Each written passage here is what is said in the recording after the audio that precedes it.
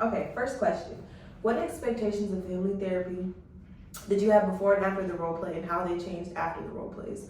Um, I think before, I was just expecting us to get through talking with everybody about their experiences, but it really takes time and intention with every person's, experience within the family. So recognizing that you have to actually listen and be attentive to everybody's point of view was something that changed for me. I agree. And time, I would say time is the biggest thing that I've learned with that is that the pace is gonna be like 5 minutes goes by so fast. It just goes by so quick. I agree. Time is one of the big things that kind of shocked me. Um, you don't really know how fast time goes, so then you really gotta pinpoint how you're gonna navigate the session within the first like couple minutes, or at least for like the role play, like the first couple minutes.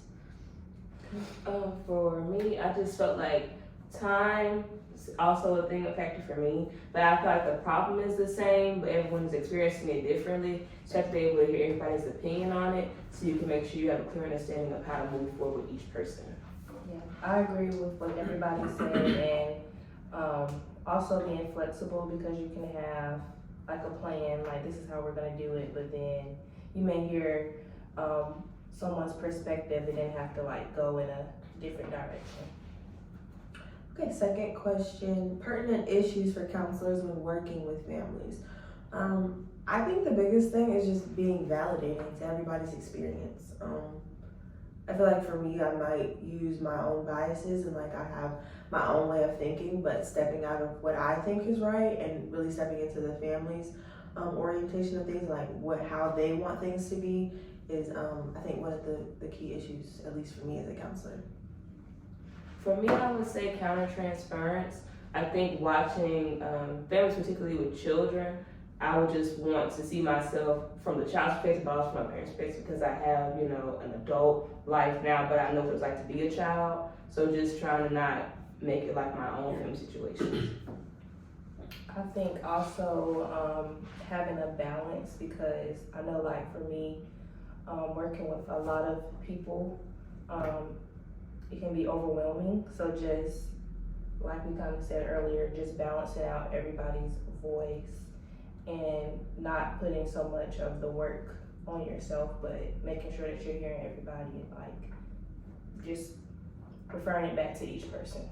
Yeah, I agree. I feel like being able to see that like you're looking at a unit, so being able to break down the perspectives and how they all kind of piece together, but also not taking your own values and like your own experiences and putting it into that. Yeah, I would say that. And yeah, working through your own stuff before you get into it, because you don't know. I would say not knowing what's going to be your trigger, and then knowing your triggers, because it's going to come out somehow. You might come in a session and not think that's what's going to come out, and you could get that surprise that if you haven't dealt with your own triggers, that's how you're going to handle that when it comes out in the sessions. So for number 3, talking about benefits of the exercise.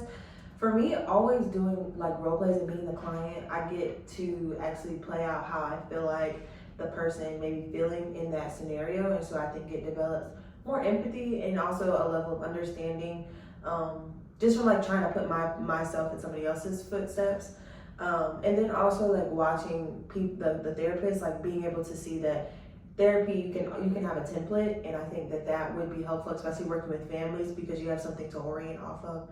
So I found benefit in that. I found benefit in learning how to pace a session, just watching, how counselors come in and what they're trying to work with and what they're trying to build on, but also meeting the client where they are and pacing that session to where it meets their needs and not just meeting the goal. I think for the session, something that I really, benefited from, there's a word, was seeing, as like the client, seeing how my classmates were able to take a theory or a model, and then how they like use that to navigate their session.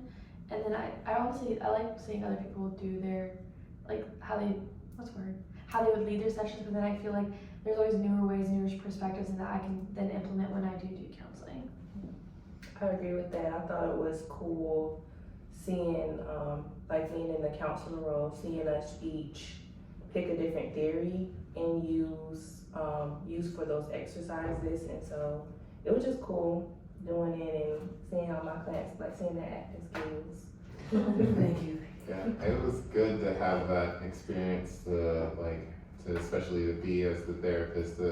It made me, especially with picking a theory, it made me like really intentionally, like before the session even started, I was very intentional and was like, all right, CDFT, focus on behavior, go on behavior, and like was just reminding myself what I'm supposed to be focused on, and being just hyper focused in that moment of like, that's what I'm looking for, that's what I'm being aware of, looking for those variables right then in that setting, during that setting, because that's not something I usually do when I'm thinking about when I'm as a clinician, is not thinking about those things. I'm thinking about all the other things, but having to think about as using your theory as a lens and just doing that as a way to operate changes like how you navigate. That's all. Thank you. Thank you.